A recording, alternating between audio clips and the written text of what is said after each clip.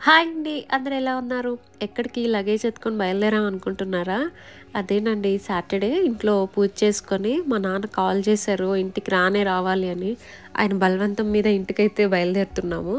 అంటే మా హోమ్ టౌన్‌కి. మా బుడ్డోడికి ఫుల్ ఎక్సైట్‌మెంట్ అండి. అసలు ట్రావెలింగ్ అంటే వాడికి భలే ఇష్టము. చూసాడా వాడే డ్రైవ్ చేస్తాడని చెప్పి కూర్చునేసాడు. ఎట్టకేలకు ఇంటికైతే బయలుదేరేసాము. మా నాన్నకేం లేదండి, ఫెస్టివల్స్‌కి అందరూ గ్యాదర్ అవ్వాలి, అందరూ మంచిగా సెలబ్రేట్ చేసుకోవాలని మా నాన్నకి చాలా ఇష్టము.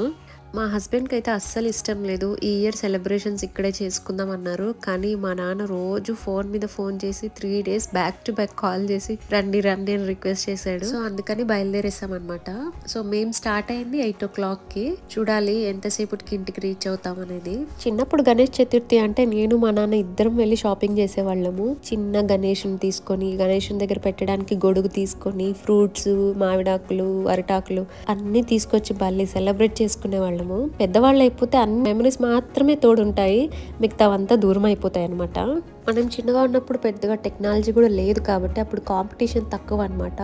ఎవరికి ఎంత ఉంటే అంతలో సెలబ్రేషన్స్ చేసుకునే వాళ్ళు. ఇప్పుడు అలా కాదండి, కాంపిటీషన్ పెరిగిపోయింది. మీరెంత మేమెంత అనే కాంపిటీషన్తో సెలబ్రేషన్స్ అయితే చేసుకుంటున్నారు. అప్పుడు అందరిలో యూనిటీ కూడా ఉండేది, ఇప్పుడు యూనిటీ అనేది లేదనమాట. మేము ఇంటికి వెళ్ళే దారిలో కోతులు అయితే చాలా ఉంటాయి. వాటి కోసం అదే పనిగా జాంకాయలు కొని వాటికైతే వేసాడనమాట మా హస్బెండ్. మీరు కూడా వీలైనంత వరకు మూగజీవులకి సహాయం చేయడానికి ట్రై చేయండి. ఆల్మోస్ట్ గడ్డ మీదకి అడుగు పెట్టేశాము. సో ఆ పల్లెటూరు వైబ్స్ అంతా వస్తుంటే చాలా మనసుకి తృప్తిగా ఉందన్నమాట. ఎటు చూసిన పొలాలు, మేకలు, ఆవులు.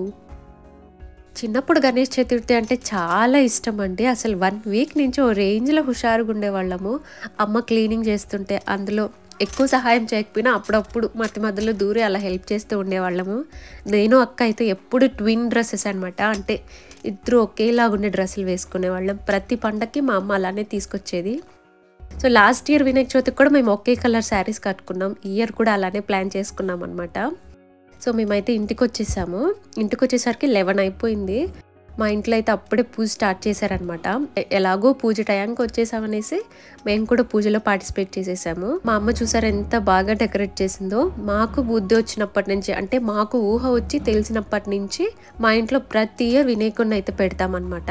ఇంట్లో కొన్ని మెయిన్ వస్తువులకి, అంటే చాకుకి, కొడవలికి అండ్ మన పుస్తకాలకి, మనకి ఫుడ్ పెట్టే ప్రతి ఆయుధానికి బొట్లు పెట్టేవాళ్ళం అనమాట. చిన్నప్పుడైతే నేను మా అక్క పోటీ మీద బుక్లు ఇచ్చేవాళ్ళం. మన ఫేవరెట్ బుక్స్, సబ్జెక్ట్స్ అలాంటివి ఇచ్చేవాళ్ళం.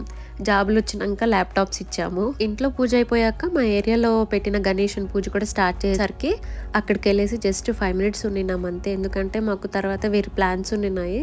సో అందుకని అక్కడ ఎక్కువసేపు ఉండలేకపోయాము. సో అక్కడ కాసేపు ఉండేసి ఇంటికి వచ్చేసాక మా అమ్మ చేసిన వంటలన్నీ ఒక పట్టేసాం అనమాట. మేము చిన్నగా ఉన్నప్పుడు గణేష్ చతుర్థికి ప్రతి ఇయర్ మా నాన్న ఫ్రెండ్ ఒక అతను మా ఇంటికి వచ్చేవాడు.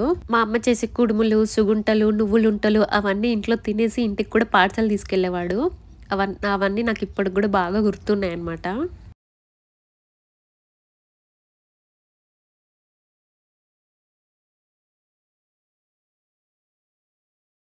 ఈ ఆట నేమ్ ఏంటో మీకు ఎవరికైనా తెలిస్తే కమెంట్ చేసేయండి. ఈ ఏరియాలో మీరు ఎలా సెలబ్రేట్ చేసుకున్నారో కమెంట్ ద్వారా తెలియచేయండి. అలానే నా వీడియో కన్నా నచ్చినట్టయితే వీడియోకి ఒక లైక్ చేసి ప్లీజ్ మన ఛానల్ అయితే సబ్స్క్రైబ్ చేసుకోండి.